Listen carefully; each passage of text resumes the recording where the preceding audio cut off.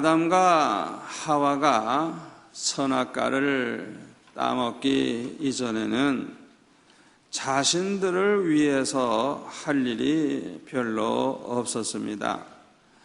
왜냐하면 하나님께서 모든 걸 다 준비해 주셨기 때문에 자기가 먹고 살기 위해서 뭘 해결하기 위해서 그렇게 할 일이 아무것도 없었어요. 하나님이 다 준비해 주셨기 때문에 그저 아담과 하와는 먹고 싶으면 먹으면 돼요. 그냥 먹을 게 산더미와 같으니까. 그리고 놀고 싶으면 놀면 돼요. 자고 싶으면 그냥 아무데나 자면 되는 거예요. 아무것도 부족함이 없었습니다. 그들이 살고 있던 에덴 동산은 그야말로 낙원과 같은 곳이었습니다. 아픔도 없고 슬픔도 없는 것이었습니다. 근심 걱정이 없는 곳이었어요. 불안 공포가 없는 곳이었어요. 늙거나 병들거나 죽는 일도 없는 곳이었습니다. 그들이 신경 써야 할 일은 오직 하나뿐이었어요. 그거 뭐냐? 선악과를 따먹지 않는 거. 그거 하나만 신경 쓰면 되는 거예요. 왜냐하면 하나님께서 말씀하시기를 이 동산에 있는 모든 과일을 다 먹을 수 있지만은 이 동산 중앙에 있는 선악을 알게 하는 나무의 그 과실만은 먹지 말라고 말씀하셨기 때문에, 이걸 먹으면 너는 정령 죽으리라고 말씀하셨기 때문에 그저 그거 하나만 신경 쓰면 되지 아무것도 신경 쓸 일도 없었어요. 이들이 할 일은 오직 하나님의 일뿐이었습니다. 다시 말하면 하나님께 예배하고 하나님을 찬양하고 하나님께 기도하고 하나님의 말씀을 항상 기억하고 묵상하는 일뿐이었습니다. 그리고 서로 사랑하면서 사는 것뿐이었습니다. 세상 걱정은 하나도 할 것이 없고 오직 하나님의 일만 하면서 산다고 하는 것, 이보다 더 행복한 일이 어디 있겠어요? 이렇게 하나님의 일만 하면서 살고 싶어하는 사람들이 목사님이 되고 전도사님이 되고 선교사님이 됩니다. 하나님의 일만 하는 것이 너무 좋아서 아무리 고생이 되고 힘들어도 자기는 하나님의 일만 하다가 천국에 가겠다는 생각을 가지고 세상의 넓은 길 좋은 거 다 팽개치고 목사가 되고 전도사가 되고 선교사가 돼서 평생 살다가 주님 앞에 가려고 하는 것입니다. 저는 어렸을 때 은혜를 받고 나서 그걸 깨달았어요. 이 세상에서 제일 행복한 일은 하나님의 일만 하는 것이다. 저는 그렇게 생각을 했어요. 그래서 저는 일생의 계획을 하나님의 일만 하다가 주님 앞에 갈 생각을 하고 아예 계획을 그렇게 쭉 세웠어요. 내 마음대로 그렇게 세웠어요. 뭐 하나님 앞에 허락받은 것도 아니고 은혜를 받으니까 내가 그렇게 살고 싶어가지고 그렇게 계획을 세웠어. 그리고 대학을 졸업하고 신학교 딱 갔을 때 뭐 교회에서 사례비리가 나오나요? 무슨 사택이 나오나요? 우리 옛날 40몇 년 전에는요, 신학교 다니는 전도사님들은 뭐 생활비도 없어요. 아무것도 나오는 게 없어요. 그러니까 그냥 봉사하는 거예요. 그냥 봉사하는 거. 그래서 그 전에 온천 제일교회에 계시던 장찬환 목사님이 저보다 몇 년 선배이기 때문에 그 기숙사에 한번 놀러 갔어요. 놀러 갔더니 이런 얘기 저런 얘기 하다가 점심시간이 됐는데 점심을 먹고 가라 그러더라고요. 그래서 점심이 괜찮게 나오나 그러고 기다렸더니 책상 밑에서 푸대 2개를 꺼내. 하나는 밀가루고 하나는 고춧가루. 그래서 밀가루를 꺼내가지고 내 앞에서 반죽을 이렇게 하더라고요. 손이나 잘 씻었는지 모르겠어요.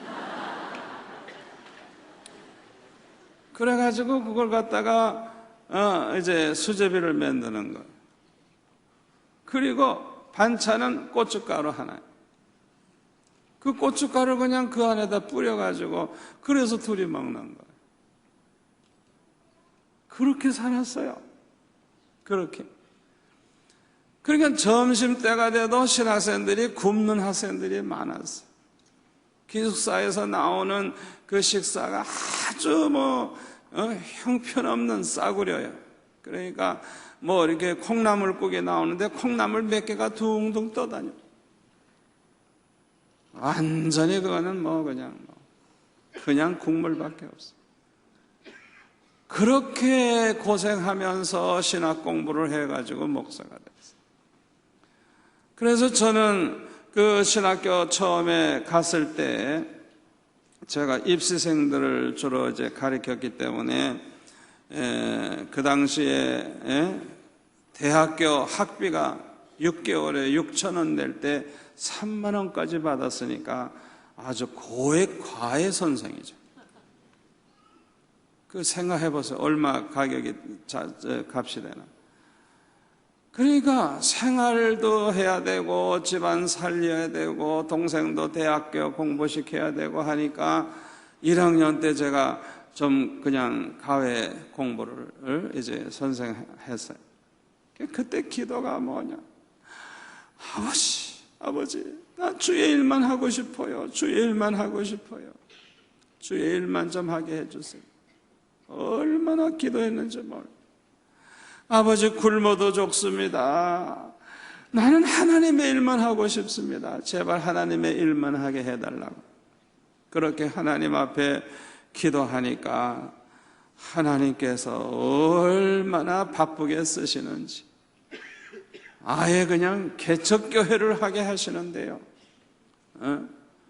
개척교회 가서 새벽 예배 7번 인도해야죠. 주일날 낮 저녁 설교해야죠. 수요일날 설교해야죠. 적어도 10번 이상을 설교를 해야 돼요. 그렇게 하나님이 쓰시는데 저는 그냥 학교 공부하랴 개척교회 하랴 얼마나 바쁘고 피곤하지만은 제 소원이니까 하나님의 일만 하는 게 소원이니까 그렇게 힘든 가운데서도 막 철하기도 하고 그냥 그런 가운데서도 그냥 얼마나 열심히 그냥 그렇게 일을 했는지 몰라요. 하나님의 일만 하면서 사는 것이 얼마나 좋은지 하나님의 일을 즐거워하고 행복해하는 사람 복 있는 자인 줄로 믿습니다. 아담과 하와가 이렇게 하나님의 일을 즐거워하고 하나님의 일에 게을리 하지 아니했더라고 하면 좋았을 텐데 성경을 보니까 그렇지 아니했던 것 같아요. 특히 하와를 보면 창세기 3장에 보면 뱀이 와서 이렇게 이제 꾀이죠. 아주 간교한 뱀이 이렇게 여자를 타락시키기 위해서 이렇게 말합니다. 하나님이 참으로 너에게 동산 모든 나무의 열매를 먹지 말라 하시더냐. 여자가 뱀에게 말하기를 동산 나무의 열매를 우리가 먹을 수 있으나 동산 중앙에 있는 나무의 열매는 하나님의 말씀에 너희는 먹지도 말고 만지지도 말라. 요거 덧붙이는 게 문제예요. 하나님은 그냥 먹지 말라 그랬지 만지지 말라 그러지 않았다고. 그 다음에 정령 죽는다 그랬지 너희가 죽을까 하노라 이렇게 말씀하지 않았어요. 왜 이렇게 가감을 하게 됐을까요? 평소에 하나님 말씀 묵상하지 않았어요. 평소에 하나님의 말씀을 상고하지 않았어요. 하나님이 말씀하신 것을 날마다 기억하고 그 말씀을 언제나 무장하고 있었더라면 이렇게 틈이한 소리를 할 수가 없어요. 그러니까 평소에 하나님 앞에 나아가 예배하는 일, 기도하는 일, 말씀을 묵상하는 일, 이런 걸 게을리했다는 걸 이게 보여주는 거예요. 허점이 드러난 거예요.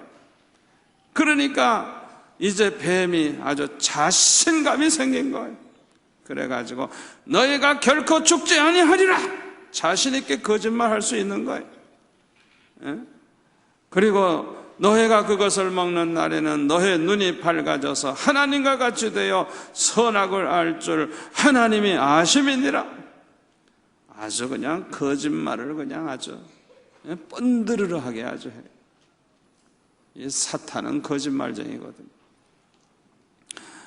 그래서 아담과 하와는 하나님의 명령을 어기고 선악과를 따먹게 되죠. 그래서 저주를 받게 됩니다. 창세기 3장 6절에 보면 여자가 그 나무를 본즉 먹음직도 하고 보암직도 하고 지혜롭게 할 만큼 탄스럽기도 한 나무인지라 여자가 그 열매를 따먹고 자기와 함께 있는 남편에게도 주매 그도 먹은지라. 이에 그들의 눈이 밝아져 자기들이 벗은 줄을 알고 무화과 나무잎을 엮어 치마를 삼았더라. 그들이 그날 바람이 불 때 동산에 거니시는 여호와 하나님의 소리를 듣고 아담과 그의 아내가 여호와 하나님의 낯을 피하여 동산 나무 사이에 숨은지라. 벌써 선악과를 따먹으니까 타락의 근성이 나타나기 시작해요. 타락한 사람의 특징이 뭔지 압니까? 하나님을 피하여 숨게 되는 거예요. 범죄한 인간들, 이 범죄한 인간들은 하나님 앞에 두려워서 나아가지를 못하는 거예요. 도망가는 거예요. 숨는 거예요. 이게 타락한 자에게 나타나는 증세예요. 여호와 하나님이 아담을 부르시며 그에게 이르시되 네가 어디 있느냐. 하나님이 말씀하시니까 내가 동산에서 하나님의 소리를 듣고 내가 벗었으므로 두려워하여 숨었나이다. 범죄한 인간은 두려움이 이제 생겼어요. 옛날에는 두려움이라는 게 없었는데 두려움이 생겼어요. 이르시되 누가 너의 벗었음을 내게 알렸느냐. 내가 내게 먹지 말라 명한 그 나무 열매를 내가 먹었느냐. 아담이 이르되 예 먹었습니다. 용서해 주세요. 이러면 좋은데, 자 보세요. 타락한 사람은 어떻게 다른가 보세요. 하나님이 주셔서 나와 함께 있게 하신 여자, 그가 그 나무 열매를 내게 주므로 내가 먹었나이다. 요 아담의 대답을 보면 하나님과도 원수되는 말이고 하와하고도 원수되는 말이에요. 책임을 하나님에게 돌려요. 하나님이 주신 그 사람 때문에 내가 먹었다. 그 다음에는 하와가 줘서 먹었다고. 그러면 죄를 다 하나님에게도 책임을 돌리고 하와에게 돌리고 저만 살겠다고. 이게 타락한 인간의 근성이 여기서 나타나는 거예요. 아마 이때 하와가 두고 보자, 넌 두고 보자, 아마 이를 갈았을지 모르겠어. 13절에 보면 여호와 하나님이 여자에게 또 이르시되 내가 어찌하여 이렇게 하였느냐. 여자가 이르되 뱀이 나를 꿰물어 내가 먹었나이다. 자기가 잘못했다고 회개만 하면 되는데 이렇게 또 핑계를 대죠.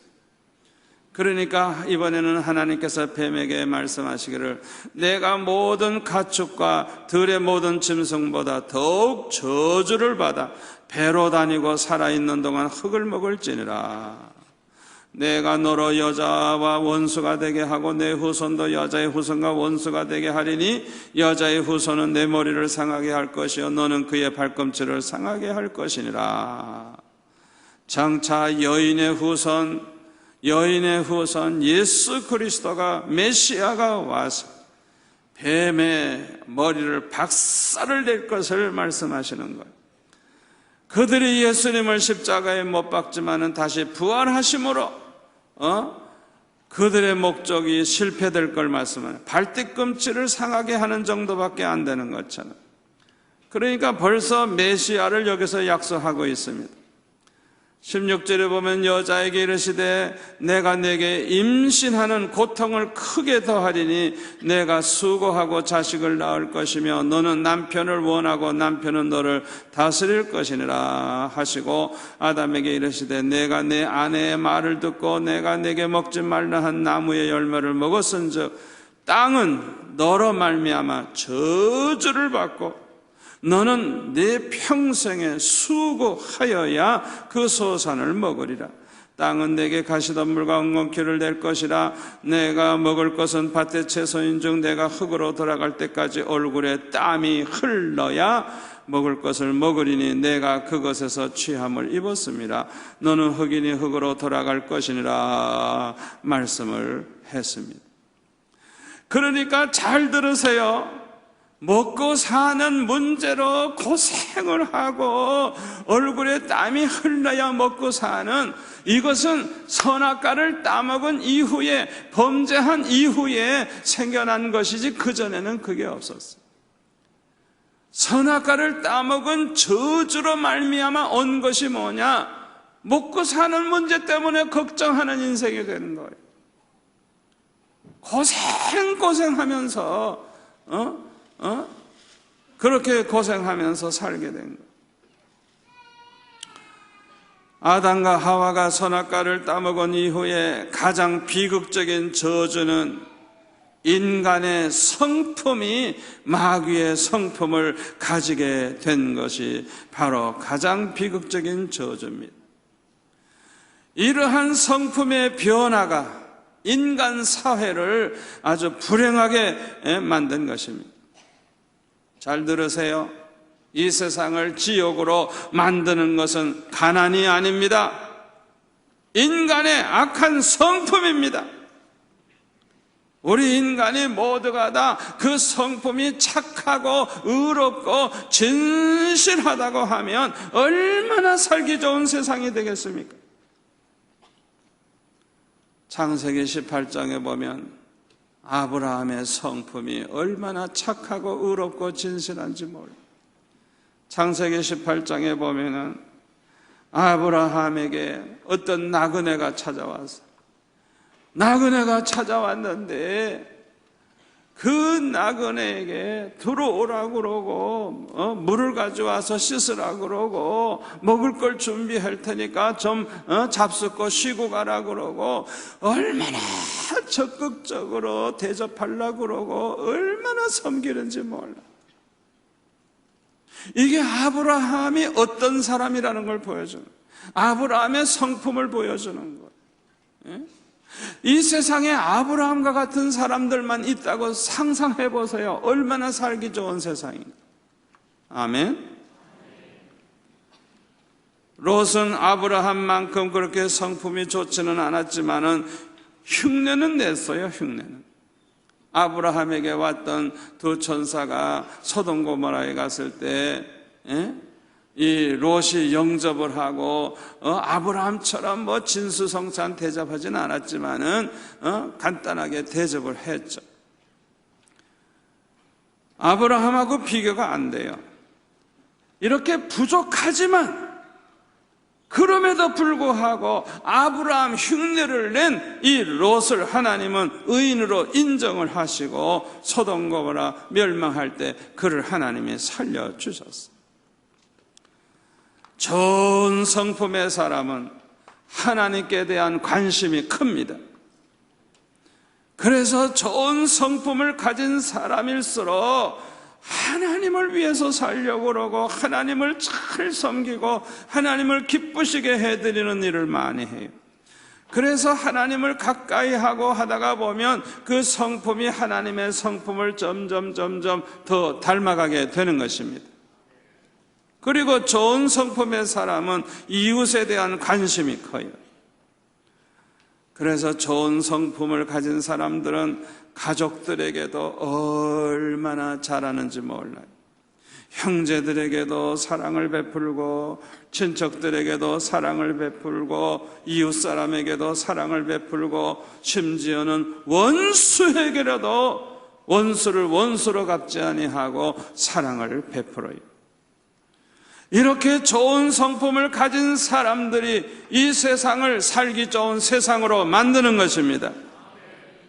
그런데 창세기 4장에 보면 저주받은 인간의 성품은 아주 악하고 불의하고 거짓됨을 볼 수가 있어요.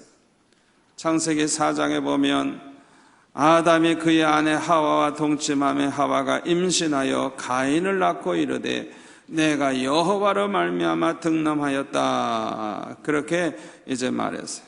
그가 또 가인의 아우 아벨을 낳았는데 아벨은 양치는 자였고 가인은 농사하는 자였더라. 그래서 세월이 지난 후에 가인은 땅의 소산으로 제물을 삼아 여호와께 제사를 드렸고 아벨은 자기도 양의 첫 새끼와 그 기름으로 드렸더니 여호와께서 아벨과 그의 제물은 받으셨으나 가인과 그의 제물은 받지 아니하신지라.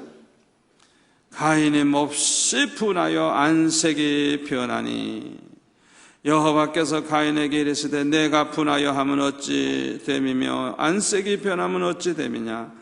내가 선을 행하면 어찌 낯을 들지 못하겠느냐. 선을 행하지 아니하면 죄가 문에 엎드려 있느니라. 죄가 너를 원하나 너는 죄를 다스릴지니라.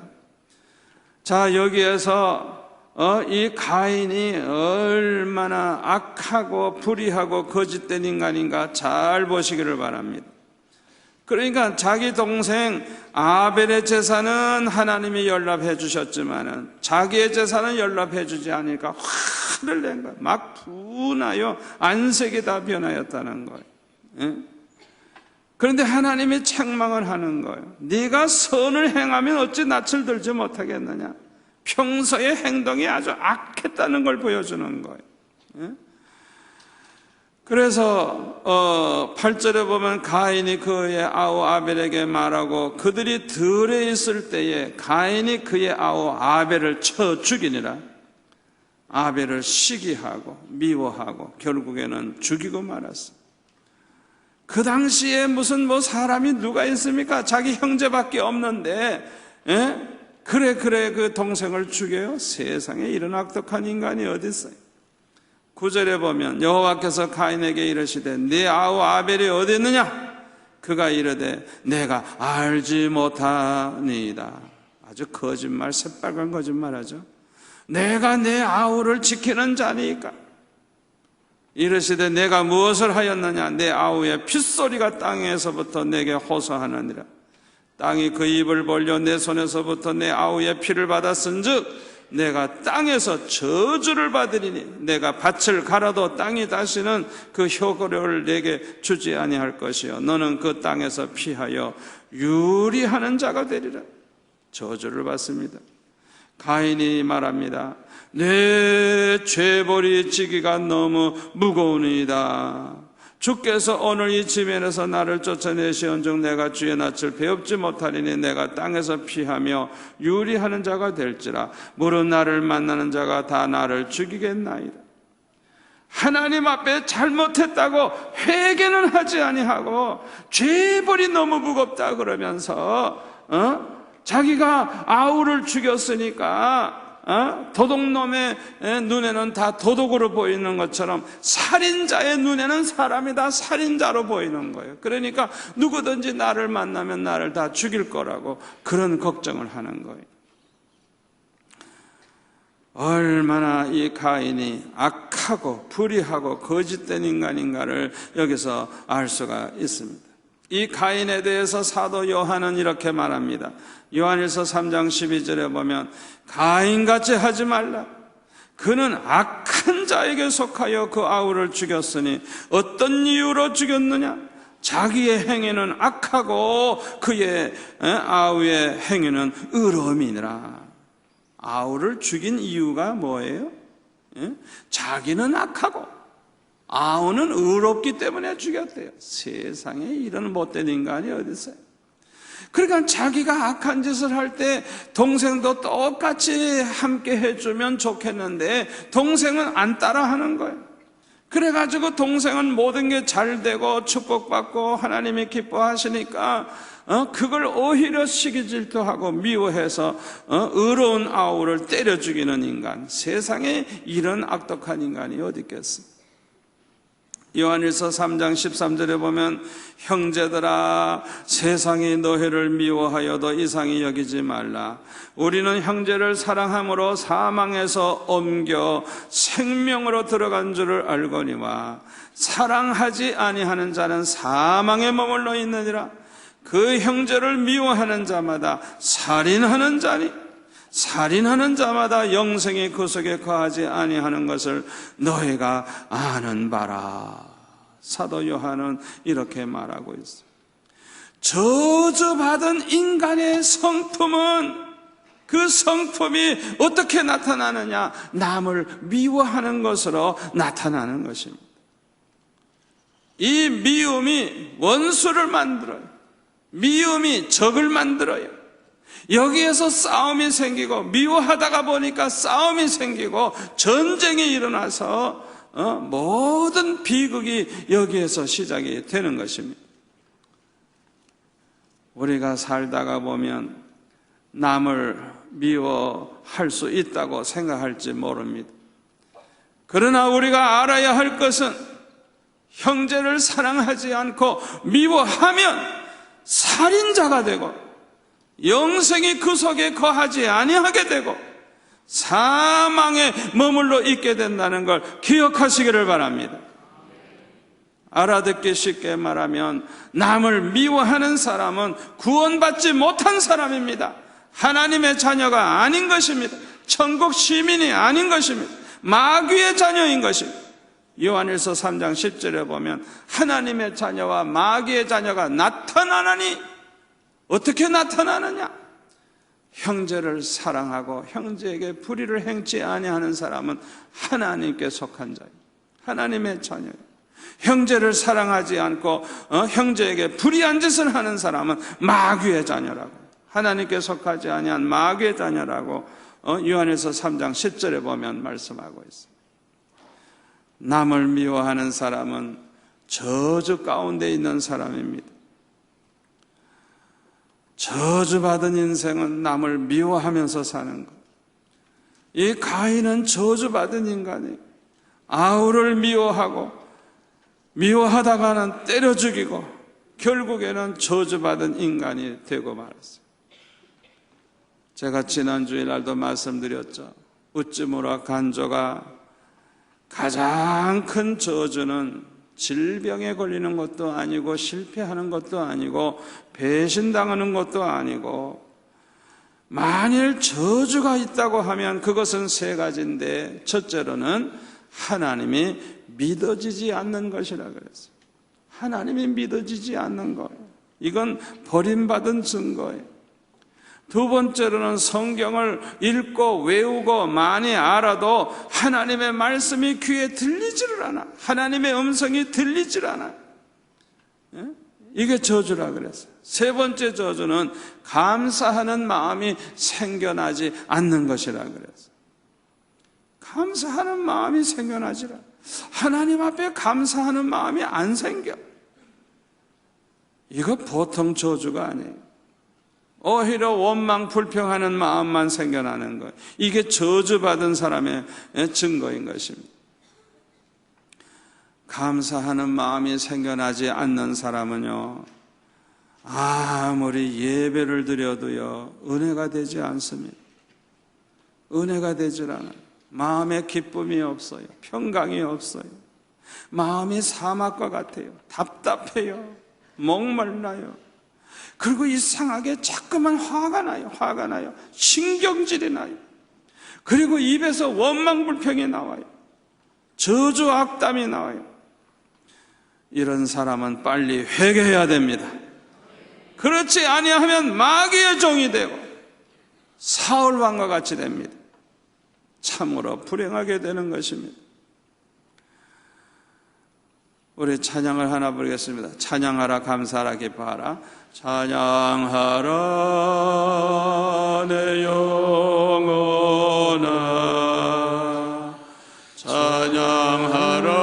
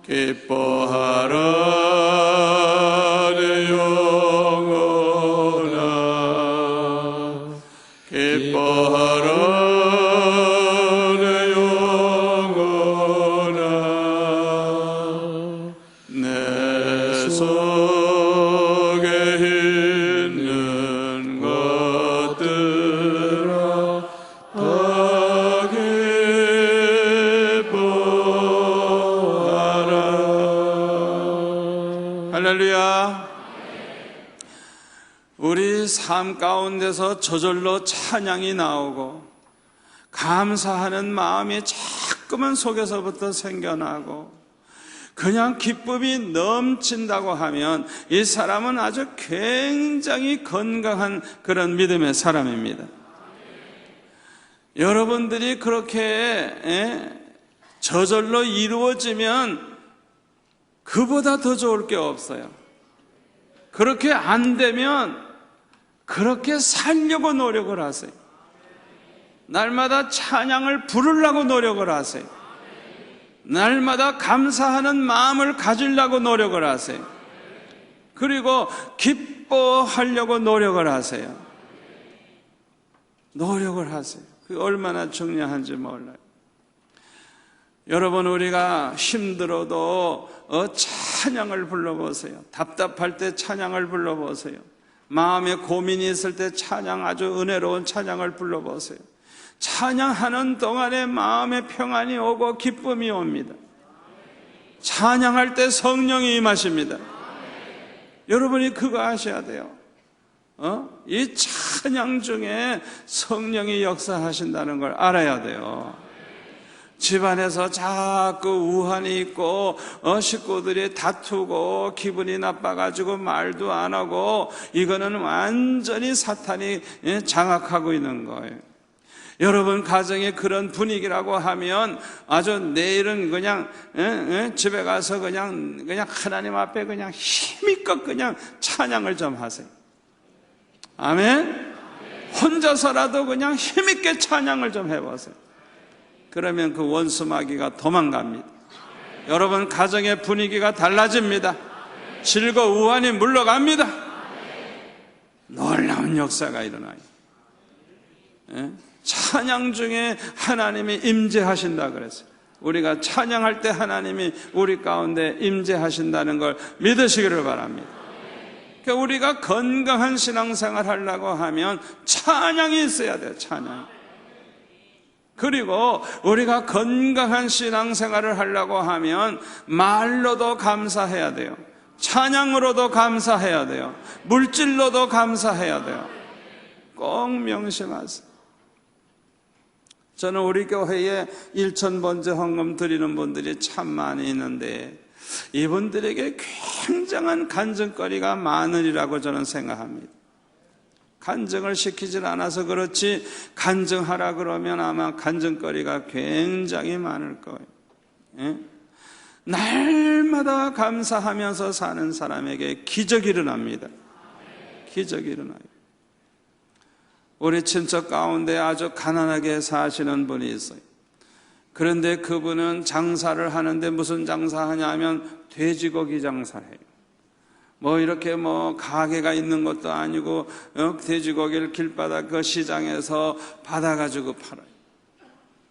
조그만 개척교회 나아가는데 교인이 얼마 되지도 않는데 그 개척교회 나아가서 11조도 철저히 내지만은 매일 지금으로부터 한 20몇 년 전 얘기니까 매일 10,000원씩 헌금을 했어요. 10,000원씩. 매일 10,000원씩 감사헌금을 하는 거예요. 그 당시에 10,000원이면 큰 돈이에요. 그런데 하나님께서 얼마나 축복을 하시는지, 날마다 감사하는 거예요. 날마다 새벽제단에 나아가서 감사하는 거예요. 날마다 하루도 빠짐없이 날마다 감사하고 11조는 일주일 단위로 11조하고, 왜냐하면 장사하니까 일주일 동안 수입에 11조 드리고. 그렇게 시작을 했는데요, 그 교회에서 헌금 랭킹 1위가 됐어요. 제일 헌금 많이 하는 사람, 제일 11조 많이 하는 사람이 됐어요. 그리고 그 아파트도 이렇게 산에 올라가다가 이렇게 있는 아파트는 싸구려 아파트입니다. 그것도 아파트 자기 집이 아니고 제일 위층 그 집을 전세 빌려가지고 사는 그렇게 가난한 사람인데, 내가 얼마 후에 가보니까 그 집을 샀대요. 그리고 서울 마장동이라고 소 잡는 그 돼지 잡는 곳인데 거기에서 가게를 갖다가 2개를 사서 하나는 세 주고 하나는 자기가 써. 그리고 그때는 청색 전화 무슨 전화 이래가지고 전화값이 굉장히 비싸서 전화가 없었어요, 집집마다. 그런데 가게에도 집 있고 자기 사는 집에도 전화가 있고. 이야, 하나님께서 얼마나 역사하시는지. 날마다 감사 속에서 사는 사람은 감사할 것이 막 생겨납니다. 감사할 것이 더 많이 생겨나는 것. 어떤 사람은요, 제가 이렇게 헌금 통계를 이렇게 보니까요, 지난 1년 동안 쭉 보니까 하여튼 한 번도 감사를 안 한 분들이 있어요. 중직자들 중에도 그런 분이 있어요. 기적이에요, 기적. 이야, 보통 사람이 아니에요. 하나님하고 뭔가 원수가 된 모양이에요. 화가 난 것 같아요, 화가 난 것 같아요. 아니, 감사를 1년 동안에 한 번도 안 해요, 한 번도. 이야, 참 보통 센 분이 아니야. 어떻게 보면 센 사람이야. 예? 어떻게 우리가 하나님 앞에 감사 안 할 수가 있어요? 감사할 게 얼마나 많아요. 오늘도 우리가 하나님의 은혜로 살고 있는 줄 믿습니다. 여러분, 하루하루에도 우리 몸 안에 이 암세포가 얼마나 많이 생기는 줄 압니까? 암세포가 생김에도 불구하고 하나님께서 우리에게 면역성을 주시고 저항력을 주셔서 그 암세포를 이기게 하시고 암에 안 걸리게 하시는 것, 이건 하나님의 은혜입니다. 은혜. 아멘. 하나님의 은혜예요. 은혜예요. 제가 어제도 어떤 분 전화를 하니까 그분은 항문이 안 좋아가지고 항상 걱정을 하고 고생을 하던 분인데 배에 뭐가 이렇게 자꾸 잡히더래요. 그래서 병원에 가서 보니까 암이 생겨가지고 그냥 큰 암이 생겼는데 수술을 해서 열어보니까 그냥 암덩어리가 커다란데 그냥 완전히 썩어뜨려. 방사선 치료도 못한다고. 그냥 죽어야 되는 거. 여러분, 그거 아셔야 돼요. 우리가 하나님의 은혜로 사는 겁니다. 구원받은 것만 생각해도 감사하고, 날마다 살아있는 것도 감사하고, 암에 안 걸린 것도 감사하고, 감사할 게 얼마나 많아요. 우리가 운전하고 다니다가 사고가 나는 사람이 얼마나 많은데 우리가 오늘도 사고 안 나고 이렇게 편안하다면 얼마나 감사해요. 어떻게 감사를 1년 동안에 한 번도 안 할 수가 있겠어요? 그 보통 분이 아니에요. 감사하는 마음이 생겨나지 않는 게 이게 저주라고 해서 저주. 예? 그리고 우리는 항상 기뻐해야 됩니다. 기뻐해야 될 이유가 많습니다. 우리가 기뻐할 때 하나님이 기뻐하실 줄로 믿습니다. 구원받은 거 감사해서 기쁘고, 하나님 함께 하시니 기뻐하고, 천국 갈 거 생각하니 기뻐하고. 아멘.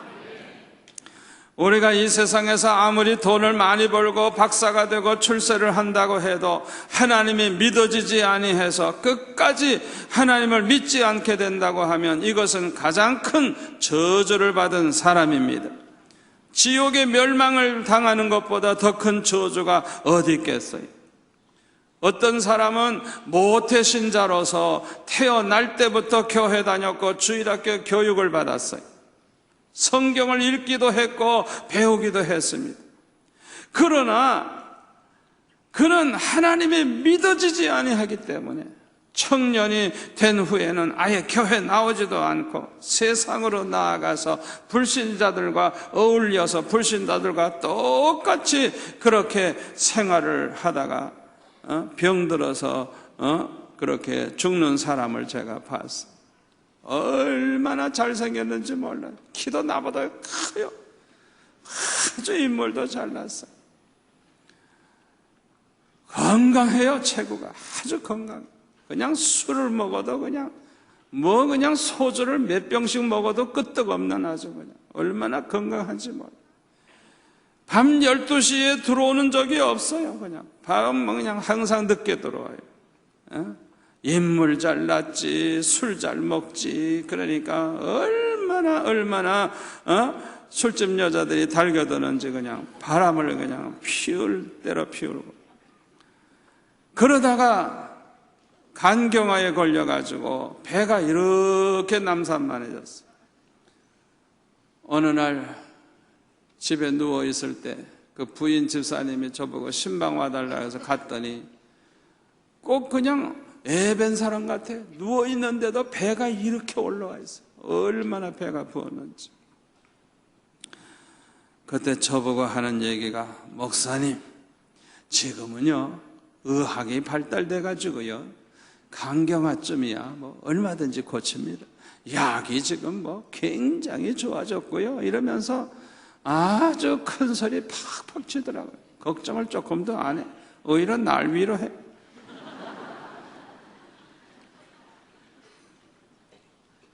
그래가지고 간경화가 간암으로 변했어요. 그런데 제가 그렇게 신방을 하고 기도를 해주고 했지만은 끝까지 회개를 하질 않아요. 결국에는 교회에 한 번도 나와보지 못하고 병원에서 죽었어요. 죽기 전에 혼수 상태에서 그냥 부들부들 떨면서 그냥 신음소리를 내다가 죽었어요. 그 모습이 너무나도 무서워서 그 부인 집사가 곁에 있지를 못하고 그냥 너무 소름 끼치니까 도망을 가버리고 왔어요. 얼마나 끔찍한지 그 모습. 끝까지 회개하지 못하고 죽었어요. 끝까지 예배 한 번 제대로 드려보지 못하고 죽었어요. 끝까지 찬송 한 번 불러보지 못하고 죽었어요. 회개할 기회를 얻지 못하는 것은 저주입니다. 히브리서 12장 16절에 보면 음행하는 자와 혹 한 그릇 음식을 위하여 장자의 명분을 판 에서와 같이 망령된 자가 없도록 살피라. 너희가 아는 바와 같이 그가 그 후에 축복을 이어받으려고 눈물을 흘리며 구하되 버림바가 되어 회개할 기회를 얻지 못하였느니라. 이 에서가 하나님 앞에 회개할 생각을 했더라면 축복은 저절로 받았을 거예요. 회개할 생각은 하지 아니하고 축복만 받으려고 울며 통곡을 하고 아우성을 쳤어요. 그러나 그에게는 회개할 기회가 없었다 그랬어요. 축복받는 길은 회개하는 것입니다. 그런데 회개할 기회를 얻지 못한 거예요. 이게 저주예요. 여러분, 회개가 얼마나 축복이 되는 줄 압니까? 첫째로, 회개하면 구원의 문이 열립니다. 회개하라 천국에 가까웠느니라. 두 번째, 하나님은 회개하는 자를 긍휼히 여겨 주십니다. 아무리 죄가 많아도 회개하면 긍휼히 여겨 주시고 죄 사함을 얻게 하십니다. 세 번째로, 회개하면 새 사람이 됩니다. 네 번째로, 회개하면 성령의 선물을 받습니다. 사도행전 2장 38절 말씀입니다. 회개를 철저히 하다가 보면 성령의 불이 임해요. 그래서 이 성령을 받음으로 회개에 합당한 열매를 맺게 됩니다. 다섯째로, 회개하면 축복의 문이 열립니다. 요엘서에 보면은 하나님 앞에 회개하면 하나님께서 진노하시다가도 진노를 멈추시고 복을 주시는데, 하나님께서 그동안 재앙을 내린 횟수만큼 다 갚아주시겠다 그랬어요. 할렐루야. 회개하면 축복의 문이 열립니다. 오늘 보면 예레미야서 48장 10절에 보면 여호와의 일을 게을리하는 자는 저주를 받을 것이라 그랬어요. 이 말씀을 우리는 명심해야 됩니다.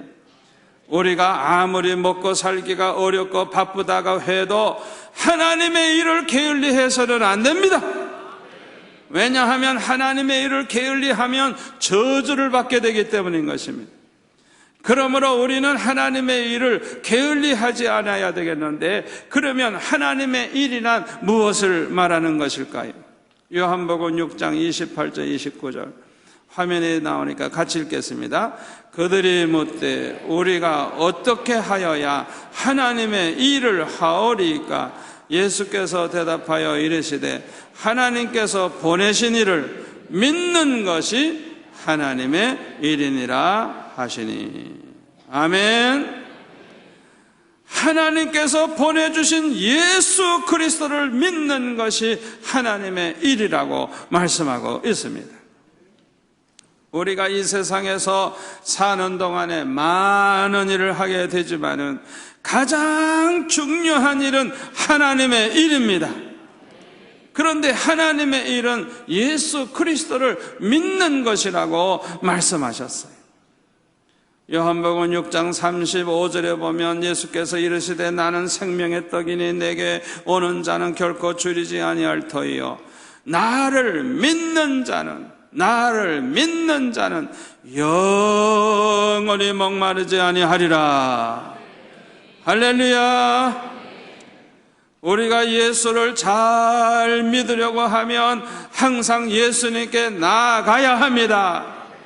하나님 앞에 예수님께 나아가서 예배하고 찬양하고 기도하고 하나님의 말씀을 들어야 합니다.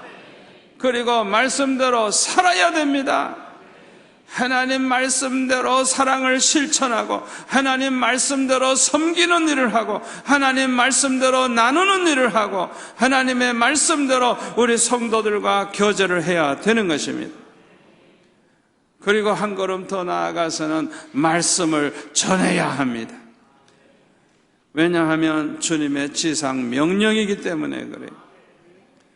그래서 우리가 전도 특공대에 가입해가지고 열심히 전도를 하기도 하고 교구 전도대에 들어가서 전도를 하기도 하고 주님과 복음을 위해서 우리가 살아야 돼요.